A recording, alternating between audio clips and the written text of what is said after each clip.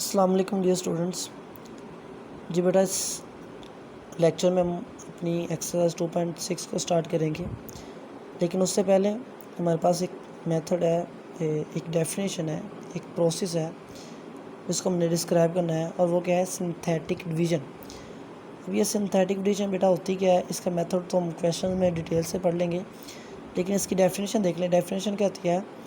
कहता है synthetic division is the process of finding the quotient and reminder.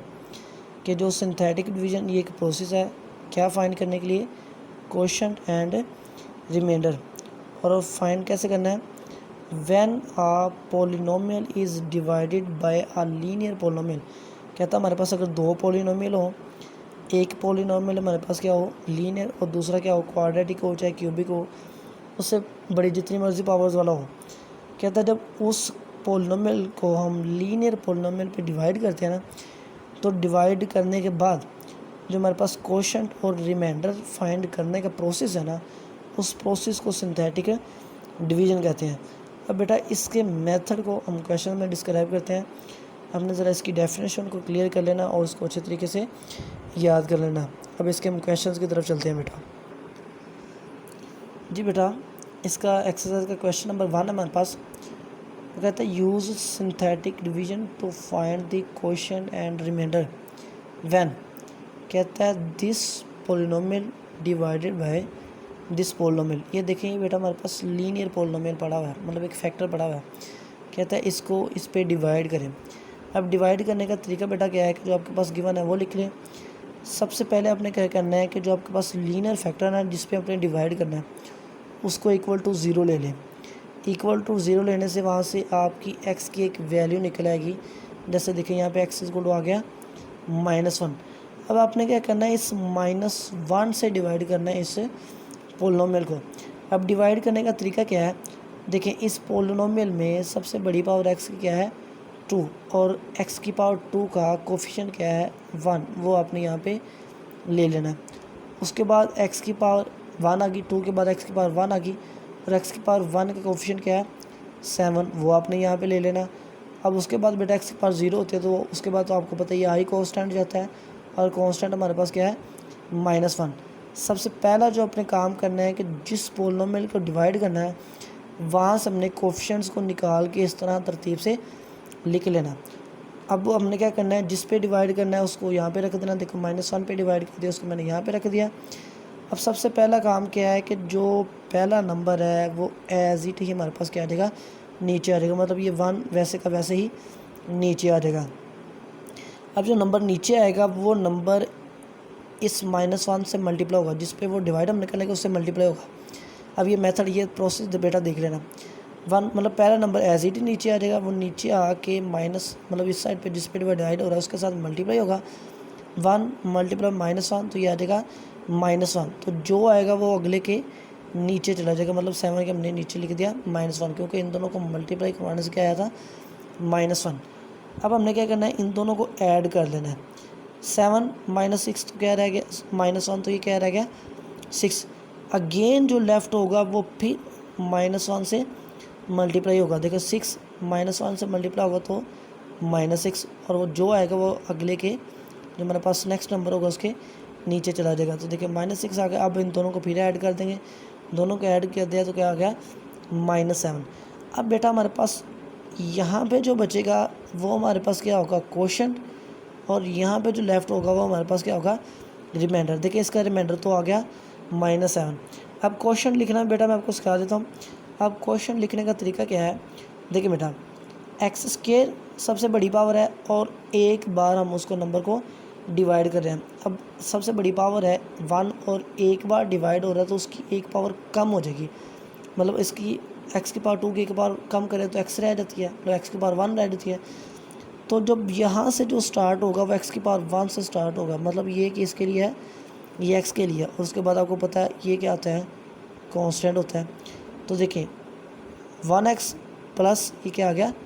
6। ये हमारे पास क्या बन गया? क्वेश्चन बन गया। मज़ीद बेटा इस तरह हम दूसरे क्वेश्चन में हम करेंगे तो मज़ीद क्लियर हो जाएगा। इसका सेकंड वाला पार्ट देखें। 4x³ -5x + 15 डिवाइड हो रहा है x + 3 पे। अब डिवीज़न देखें, उसी तरह मैंने कहा था कि एक्स प्लस जिस पे डिवाइड होगा उसको इक्वल टू 0 ले लें, वहाँ से एक्स की वैल्यू आ गई जो निकलेगी उस पर हमने डिवाइड कर दिया, मतलब एक्स की वैल्यू आ गई -3। अब हमने क्या करना है, जिस पोलिनोमियल को डिवाइड करना है उसमें सबसे बड़ी पावर एक्स की 3, उसका कोफिशिएंट 4 वो हमने लिख दिया।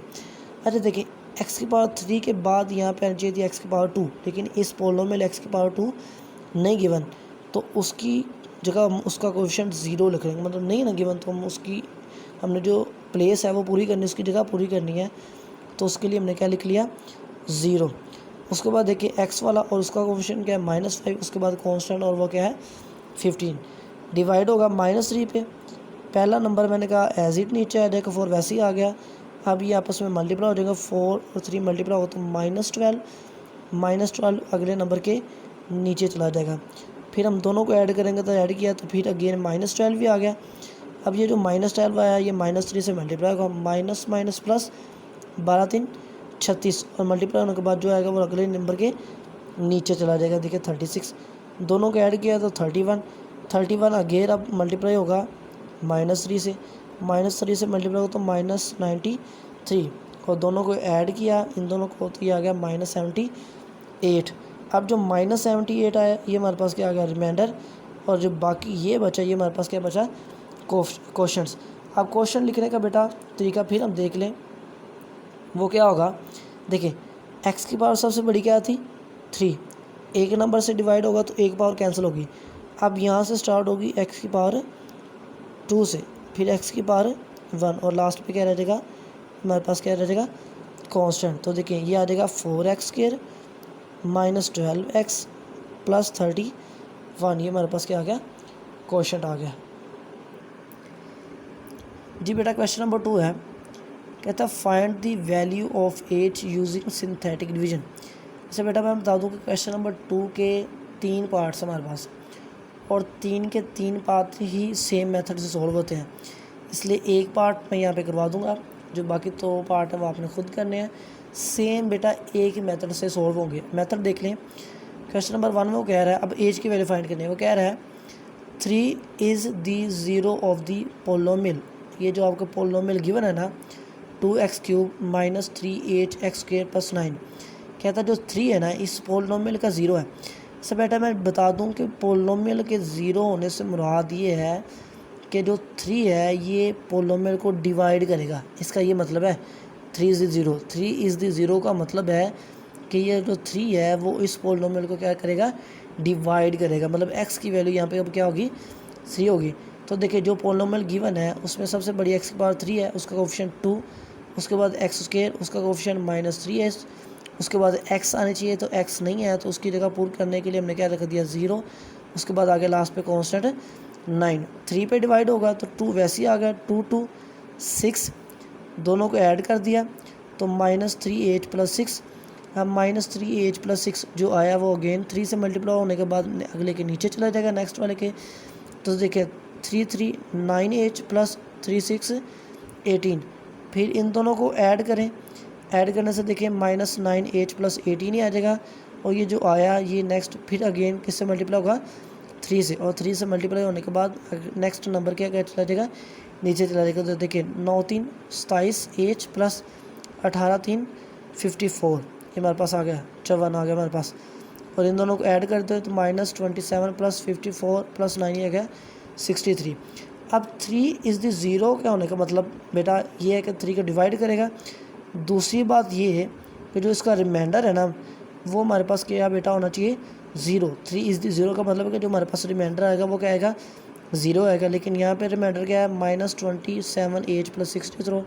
तो हम क्या करेंगे इस रिमाइंडर को जो हमारे पास आया = 0 ले लेंगे। तो यहाँ से देखिए 63 उधर जाके माइनस का हो गया, माइनस माइनस से कैंसिल हो जाएगा, 27 इधर आके डिवाइड हो जाएगा तो 63/27 जब कैंसिल आउट करेंगे तो देखिए 3 2 6 और 3 है 3 21 आ गया, नीचे देखिए 3 9 27 आ जाए, फिर डिवाइड करो तो 3 7 21 और 3 3 9, तो 7/3 ये मेरे पास इसकी एज की वैल्यू आ गई।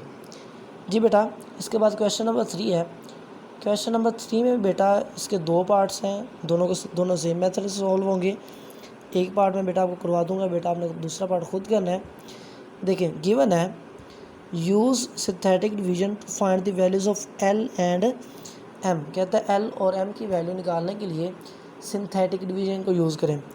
देखिए बेटा पहले पार्ट में आपके पास गिवन है x+3 and x-2 are the factors of the polynomial. बेटा एक चीज़ बता दूं कि जो किसी नंबर का फैक्टर होता है ना वो उसको कम्प्लीटली डिवाइड करता है, और कम्प्लीटली डिवाइड करने का मतलब है कि उसका रिमाइंडर क्या आता है, 0 आता है। मतलब जैसे मैं कहता हूँ 3, ये 12 का क्या है, फैक्टर है। 3 12 का मैं कहता हूँ क्या है, फैक्टर है। तो फैक्टर का मतलब है जब 3 12 को डिवाइड करेगा तो ये कम्प्लीटली डिवाइड करेगा। कम्प्लीटली डिवाइड करने का मतलब क्या, रिमाइंडर क्या आएगा, 0 आएगा। तो यहाँ पे वो कह रहा है कि x+3 और x-2 ये इस पोलिनोमियल के क्या है, फैक्टर्स। तो मैं फिर x+3 पहले ले लूँगा। देखिए x+3 को आ गया 0, यहाँ से x की वैल्यू क्या आ गई, -3 है। तो सबसे पहले मैं इस पोलिनोमियल को -3 पे डिवाइड करूँगा बाय यूजिंग सिंथेटिक डिवीजन। तो देखिए पोलिनोमियल की वैल्यूज़ हमने लिख ली, x³ उसका कोफिशिएंट 1, x² उसका कोफिशिएंट 4, x उसका कोफिशिएंट 12 और लास्ट पे कांस्टेंट वो क्या आ गया, m। -3 पे डिवाइड होगा 1, वैजिट आ गया 1, 3 से मल्टीप्लाई हो तो -3, दोनों को ऐड कर दिया तो 1 1 अगेन, -3 से मल्टीप्लाई हो तो -3, दोनों को ऐड कर दिया तो 2l -3, 2l -3 से मल्टीप्लाई हो तो -6l प्लस 9 आ गया, और दोनों को ऐड कर दिया तो ये आ गया -6l प्लस m प्लस 9। ये हमारे पास क्या है, रिमाइंडर है, और इस रिमाइंडर को हम क्या करेंगे, इक्वल टू 0 ले लेंगे बेटा। तो देखिए बेटा उस रिमाइंडर को इक्वल टू 0 रखा तो ये मेरे पास क्या आ गया, एक इक्वेशन आ गई -6l plus m plus 9 equal to 0। अब देखिए दूसरा फैक्टर हमारे पास क्या था, x-2 इक्वल टू 0, तो x इक्वल टू आ गया 2। अब ये डिवाइड होगा 2 पे। उसी तरह जो फैक्टर्स पोलिनोमियल्स के कोफिशिएंट्स थे वो हमने ले लिए 1 4 12 और m। 2 पे डिवाइड होगा 1 एज इट आ गया 1 1 2, तो अगेन उसके नीचे चलेगा 2, दोनों को ऐड कर दिया 6 6 2 12, दोनों को ऐड कर दिया 12 प्लस 12, 12 प्लस 12 अगेन 2 से मल्टीप्लाई होने के बाद अगले के नीचे चला जाएगा। तो देखिए 2 2 4l प्लस 12 टू 24, और दोनों को ऐड कर दें 4l प्लस m प्लस 24। ये हमारे पास एक अगला रिमाइंडर आ गया, और इसको भी हम क्या करेंगे, इक्वल टू 0 ले लेंगे, तो ये इक्वेशन नंबर 2 आ जाएगी। अब देखें बेटा सिंपली क्या करें, सब्ट्रैक्ट कर दे 1 एंड 2 को, इक्वेशन नंबर 1 और इक्वेशन नंबर 2 को सब्ट्रैक्ट कर दे। -6l plus m plus 9 equal to 0, 4l plus m plus 24 equal to 0। Subtract करने से साइन क्या हो गया, चेंज हो गए, minus minus plus -10l minus ये कैंसिल हो गए, 24 में से 9 गया तो 15, -15 उधर जाके पॉजिटिव हो गया, 10 इधर आके डिवाइड हो गया तो -15 ये आ गया -3/2। ये किसकी वैल्यू आ गई, l की। अब m की वैल्यू निकालनी है, तो l की वैल्यू इक्वेशन नंबर जो 1 है ना उसमें पुट कर दे -6l, l की वैल्यू क्या आ गई -3/2 इंटू m प्लस 9। तो देखिए 2 3 6 -3 ये आ गया 9 plus m plus 9 equal to 0, 9 9 18 m plus 18 equal to 0, और m उधर जाके हो गया -18। तो l की वैल्यू आ गई -3/2 और m की वैल्यू आ गई -18। जी बेटा इसका जो दूसरा पार्ट है वो सेम इसी तरह इसी मेथड से सॉल्व होगा। क्वेश्चन नंबर 4 है हमारे पास, इसमें भी बेटा हमारे पास 3 पार्ट्स हैं, उसमें हम उसके पहले पार्ट को डिस्कस करेंगे, बाकी 2 पार्ट्स सेम उसी तरीके से सॉल्व होंगे। गिवन है कि solve by using synthetic division if 2 is the root of the equation, कि अगर 2 इस इक्वेशन की रूट है ना तो हमने क्या करना है, सिंथेटिक डिवीजन को यूज़ करते हुए हमने वैल्यूज़ निकालनी है, हमने इसको सॉल्व करना है। सॉल्व करने का मतलब हमने x की वैल्यूज़ निकालनी है। तो देखिए बेटा 2 इसकी रूट है तो ये 2 पे डिवाइड होगा। तो देखिए सबसे पहले हमने क्या किया, जो पोलिनोमियल गिवन था उस पोलिनोमियल से हमने क्या ले उसके फैक्टर्स ले लिए। x³ था उसका कोफिशिएंट 1, x² नहीं था उसकी जगह हमने 0 ले लिया, x का कोफिशिएंट तो हमारे पास आ गया -28 और लास्ट पे कांस्टेंट आ गया 48। 2 पे डिवाइड होगा 1 एज इट आ जाएगा 1 1 2 से मल्टीप्लाई होगा तो 2 अगले के नीचे चला गया, दोनों को ऐड कर दिया 2 आ गया, 2 आ गया 4, दोनों को ऐड करें तो -24 2 से मल्टीप्लाई तो -48। तो ये कैंसिल हो गया, क्या बच जाएगा, रिमाइंडर क्या आ जाएगा 0। अब यहाँ से हमने क्या करना है बेटा, क्वेश्चन लिख लेना। देखिए क्वेश्चन के मैंने बताया था x³ है, एक बार डिवाइड होगा तो ये कहाँ से स्टार्ट हुआ है, x स्केयर से, उसके बाद एक्स, उसके बाद कांस्टेंट, तो ये आ जाएगा 1x square plus 2x minus 24 equal to 0, क्योंकि रिमाइंडर हमारा क्या था, 0 आया था। इसको हमने फैक्टराइजेशन से बेटा सोल्व कर लेना। तो देखिए 1 को 24 से मल्टीप्लाई करवा दे तो 24, नीचे 2 सेंटर में 2 बनाना है तो 6 और 4 24, और 6 में से 4 निकाले तो 2 भी आ जाता है। पहले 2 में से x कॉमन आ गया, अंदर x प्लस 6, नेक्स्ट वाले 2 में से -4 कॉमन आ गया, अंदर रह गया x plus 6 is equal to 0। अब x प्लस 6 कॉमन फैक्टर आ गया, बाकी रह गया x माइनस 4 इक्वल टू 0। यहाँ से x प्लस 6 को इक्वल टू 0 ले लिया और x माइनस 4 को भी इक्वल टू 0 ले लिया। यहाँ से x इक्वल टू आ गया -6, और यहाँ से x इक्वल टू आ गया 4। ये बेटा x की वैल्यूज़ आगे जो हमने कहा था उसको सोल्व करें। उसके बाद बेटा इसके जो 2 पार्ट्स हैं ना वो बेटा सेम बिल्कुल इसी तरीके से सोल्व होंगे। क्वेश्चन नंबर 5 है। क्वेश्चन नंबर 5 में बेटा मैं बता दूं इसके 2 पार्ट्स हैं, एक पार्ट मैं यहाँ पे करवा दूंगा, बड़ा सिंपल सा मेथड है, और जो बाकी इसका एक पार्ट है वो आपने बिल्कुल इसी मेथड से सॉल्व करने लगा। अब बेटा यहाँ पे वो कह रहा है कि solve by using synthetic division if 1 and 3 are the roots of the question. अब बेटा यहाँ पे उसने बात कर दिया कि 1 और 3। अब पिछले क्वेश्चन में उसने सिर्फ एक रूट दी थी, इसी क्वेश्चन में उसने 2 रूट्स गिवन है, 1 और 3। तो बारी बार हम 1 से भी डिवाइड कर देंगे और 3 से डिवाइड कर देंगे। गिवन क्या है, x की पावर 4 माइनस 10x के प्लस 9 इक्वल टू 0। सबसे बड़ी पावर क्या है, x की 4, उसका कोफिशिएंट 1, उसके बाद x की पावर आनी चाहिए 3, वो नहीं आया तो उसकी जगह पे आ गया 0।